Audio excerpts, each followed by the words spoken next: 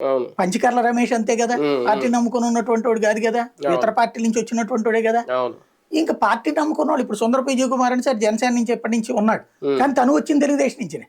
అంతే. పార్టీనే నమ్ముకున్నటువంటి వాళ్ళ పరిస్థితి ఏంటి, ఎంతమంది పరిస్థితి. ఇప్పుడు ఈయన ఇచ్చిన వాళ్ళలోనే వీళ్ళందరూ బయట నుంచి వచ్చినటువంటి వాళ్ళే కదా. ఇప్పుడు అతను అంజిబాబు భీమవరం, నువ్వు కాకపోతే నీ వాళ్ళకి ఇవ్వచ్చు కదా అక్కడ.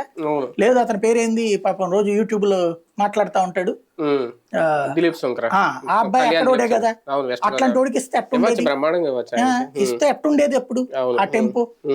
ఓవరాల్ గా చూస్తే నువ్వు నీ వాళ్ళు అనేది చూడట్లేదు, తెలుగుదేశం ఎలా చెప్తే అట్లాగే నడుస్తున్నావు అన్నటువంటిది. ఈవెన్ నువ్వు ఎప్పుడైతే ఎంపీ దాని గురించి నేను పెద్దలతో మాట్లాడతానన్నప్పుడే టోటల్ గా నీకు నువ్వు నా చేతుల్లో లేదు పార్టీ అని నువ్వు చెప్పుకుంటున్నావు. ఇదివరకు వాళ్ళు వైసీపీ వాళ్ళు ఎక్కిరిస్తుండేవాళ్ళు, తెలుగుదేశం వాళ్ళు చేతికి బీఫారాలు ఇచ్చాడంటే 2019 అని వంశీ లాంటి వాళ్ళు చెప్పడం ఇదంతా పెట్టి.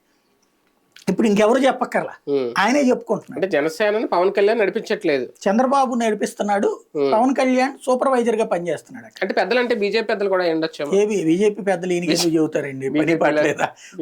అమిత్ షా నరేంద్ర మోడీలు తీసుకుని ఈ నియోజకవర్గంలో నువ్వు మార్చని చెబుతాడే ఏంటాళ్ళు. పెద్దలు అనేది ఆయన దృష్టిలో పెద్దలు చంద్రబాబు. కేంద్ర పెద్దలు అంటే ఏంటది, ఏదన్నా సైద్ధాంతిక అంశాలు లేకపోతే విధానపరమైన అంశాలు కానీ ఎక్కడ ఉంది. పెద్ద మనసు చేసుకుని పొత్తు కోసం ఆయన